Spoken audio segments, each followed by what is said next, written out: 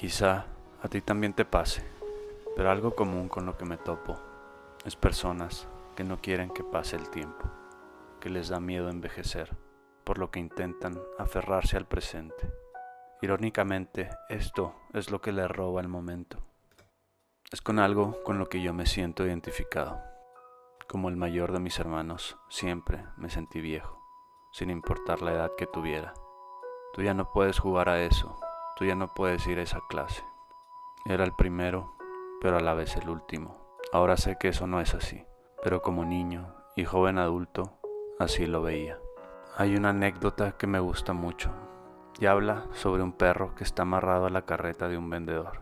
Y mientras el vendedor está en la plaza vendiendo, el perro se está divirtiendo, ladrándole a las personas, viendo a otros perros pasar. En fin, pasando un buen rato. Y cuando llega la hora de irse, el perro no quiere, por lo que se resiste a la carreta. Sin embargo, es inútil. La carreta sigue avanzando. Lo único que cambia es que la cuerda lastima al perro. Y la lección es que detener la carreta no es una opción. Sin embargo, el perro tiene otras dos. Puede intentar resistirse a la carreta y ser arrastrado de forma no agradable, o aceptar que no tiene poder sobre ella y entonces enfocarse en hacer lo mejor posible del viaje, divertirse en el camino, esperar toparse otros perros, en sí aceptar lo que no puede cambiar. Y creo que va muy bien con el paso del tiempo. La vida va a pasar y vamos a envejecer, nos guste o no, queramos o no, y somos como ese perro. Podemos resistirnos, tratar de aferrarnos a una juventud que así como el pelo poco a poco se va cayendo y no hay nada que podamos hacer. O podemos decidir intentar disfrutar del camino.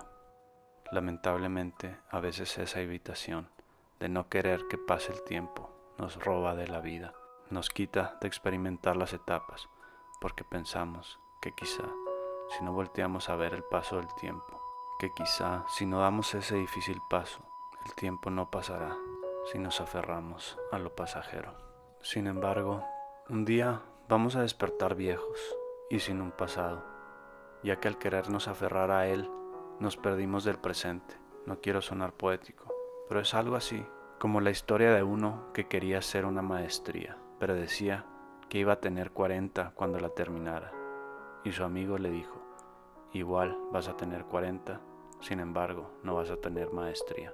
Y todos hemos visto lo que sucede con quienes se quieren aferrar a la juventud y se rehúsan a envejecer con dignidad.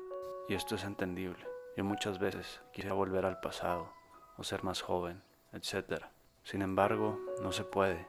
Y perdernos en esas fantasías, como mencioné, solo nos roba del presente y de crear un pasado más significativo. Por lo tanto, mi sugerencia es que el primer paso es darnos cuenta de eso, que aferrarnos a estos pensamientos y fantasías es inútil, ya que nos alejan de vivir una vida plena y quizá alimentan el arrepentimiento, quizá incluso el resentimiento. Y el segundo es identificar cuáles son los valores que nos gustan de la juventud, del presente.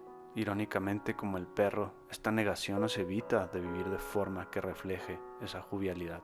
Digamos que te gusta de la juventud la salud, ser atractivo, ser aventurero y yo qué sé. Necesitamos primero hacer espacio para el miedo y quizá la decepción de que en efecto las cosas no pueden ser como antes. Sin embargo, aún tenemos algo de control sobre nuestras acciones y podemos decidir vivir esos valores a pesar del paso del tiempo. Digamos que puede doler que nunca nos vamos a ver tan bien como en nuestros 20. Sin embargo, podemos enfocarnos en acciones que nos pueden ayudar a vernos mejor. Comer saludable, no fumar, no tomar, meditar, buscar ropa adecuada, cuidar mi figura, etc. Luego, otro valor de juventud puede ser la curiosidad, el sentido de aventura y aprendizaje.